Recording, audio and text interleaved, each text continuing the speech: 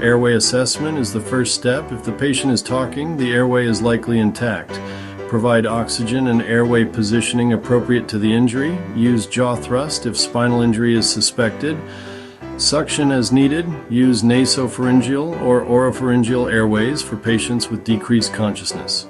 If airway is compromised or Glasgow Coma Scale is less than 8, prepare for advanced airway management, including intubation or supraglottic airway. C-spine precautions must be maintained during airway procedures when indicated. Control bleeding with direct pressure or tourniquet if needed. Wrap the amputated part in moist gauze, place it in a sealed plastic bag, and keep cool. Do not place it directly on ice. Pain control and rapid transport are essential. Consider hemostatic dressings if available. Use direct pressure first. If bleeding continues, apply a tourniquet high and tight on limbs. For junctional areas like the groin, neck, or axilla, use hemostatic gauze and direct pressure. Treat for shock with oxygen and IV fluids, titrating to mental status and radial pulse. Remove from source, stop the burning process. Assess airway early for signs of inhalation injury, soot, singed hair, hoarseness. Cool burns with clean water or saline. Avoid overcooling. Cover burns with clean, dry sheets or dressings. Monitor for hypothermia. Estimate burn area using rule of nines or pediatric charts. Provide pain control and fluid resuscitation for significant burns. Anticipate hyperkalemia, renal failure, and shock. Initiate IV fluids before extrication if crush time is greater than 4 hours. Monitor for dysrhythmias and administer sodium bicarbonate or calcium if needed per protocol. Provide pain management. Do not apply pressure to the globe. Cover the eye with a protective shield, not a patch. If there is a penetrating object, stabilize it in place. Transport in an upright position if possible. For chemical exposure, irrigate with copious amounts of water or saline for at least 15 to 30 minutes. Be alert for airway compromise, especially if bleeding or swelling is present. Suction frequently. Maintain spinal precautions if indicated. Intubate early if necessary. Surgical airway may be required in severe cases.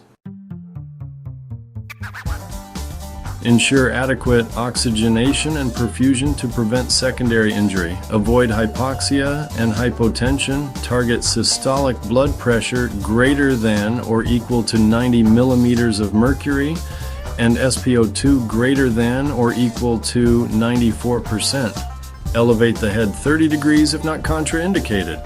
Monitor the Glasgow Coma Scale and pupils. Be cautious with fluids. Avoid excessive hyperventilation unless there are signs of herniation, such as decerebrate posturing or unequal pupils. Do not remove the object unless it's blocking the airway or CPR is needed. Stabilize it in place with bulky dressings. Control bleeding around the object. Transport the patient carefully. Perform a rapid primary survey, airway, breathing, circulation. Control life-threatening hemorrhage first. Apply high-flow oxygen. Establish large-bore IV or IO access. And begin fluid resuscitation. Consider blood products if available and allowed. Use spinal precautions as needed. Transport to a trauma center as early as possible. Assess for fractures, dislocations, and open wounds. Immobilize with splints. Check distal pulses, motor, and sensation before and after splinting. Apply ice packs. Control bleeding and dress open wounds.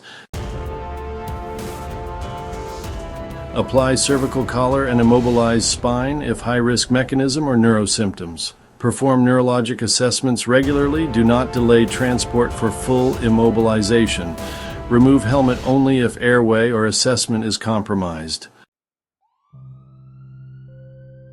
Similar to musculoskeletal trauma, splint, elevate, and ice, realign fractures only if no pulse is present and per protocol.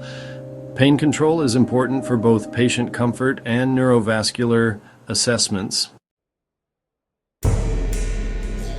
Suspect in patients with lower abdominal pain, instability, or trauma. Apply pelvic binder or sheet wrap to reduce hemorrhage.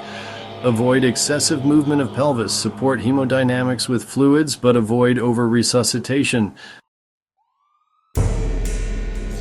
Treat the mother first. Stabilizing her stabilizes the fetus. Left lateral tilt if greater than or equal to 20 weeks gestation.